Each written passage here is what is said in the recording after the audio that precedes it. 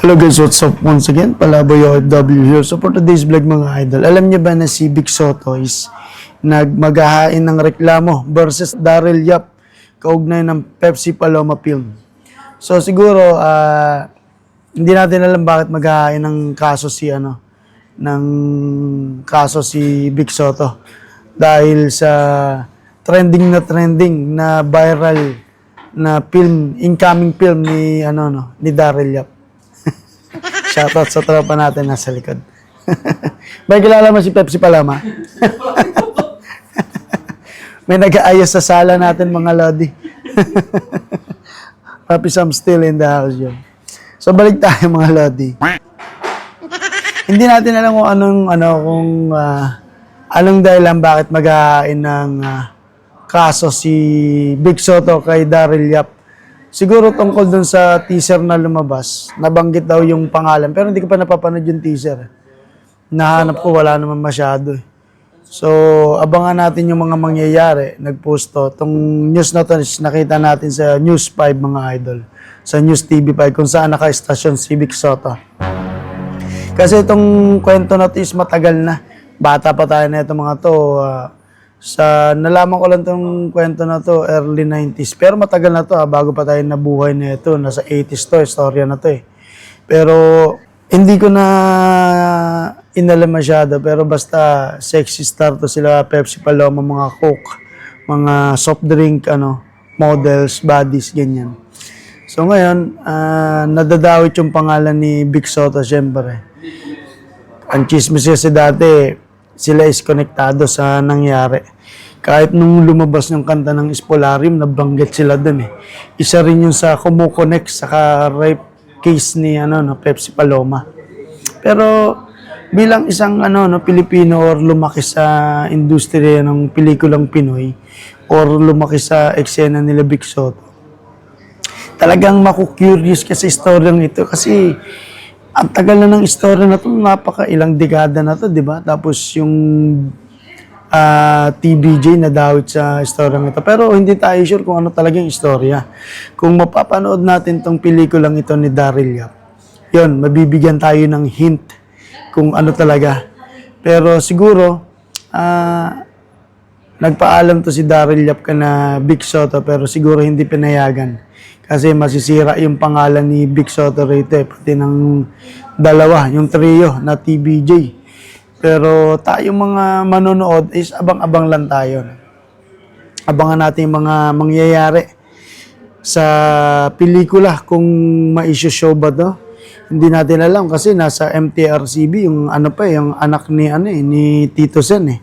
Kung papayagan ba ng MTRCB. Sa title pa lang kasi iba na eh. Tsaka, grabe. Kung may papalabas to sa sine, panonoorin natin to. Tapos, napakatindi, napakalupit ni Daryl Yap dito. Kung magkataon, talagang papalo ng pera. Sa tingin ko lang, kasi ngayon pa lang, talagang boom na boom, tsaka hype na eh. Diba? Maraming interesado sa mga karakter na lalabas at istorya. Hindi natin alam na ipupunto niya yung TBJ or mawawala sa eksena yung TBJ. Diba? Abangan natin yan. So, kayo ba mga Lods, ano yung magiging komento nyo tungkol sa pelikulang ito? Comment lang kayo mga Lodi. Ngayon, basahin natin yung mga komento ng mga netizen tungkol sa balitang ito. To those saying na guilty na agad si Bossing, he has all the rights to file. Tama. Lalo na it could damage the Soto. Name also understandable na hindi ni Vic palalampasin yan. May mga anak si Vic na maliliit. The director should consider that. Yon. Sabi ng isang netizen, the case was junk a very long time ago. Tapos biglang pagkakaperahan. I wouldn't be surprised pag hindi matapos itong taon na to ang ipatutumbayan Daryl na yan. Opinion mo yan, idol, and then yung ipatutumba, hindi yata magandang pakinggan.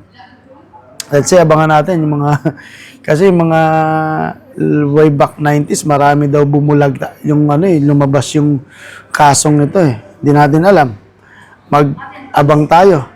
Eto pa, magaling ka direct, hindi ka pala talaga binabasbasan ng mga Soto para gawin ito. Siyempre, paano babasbasan?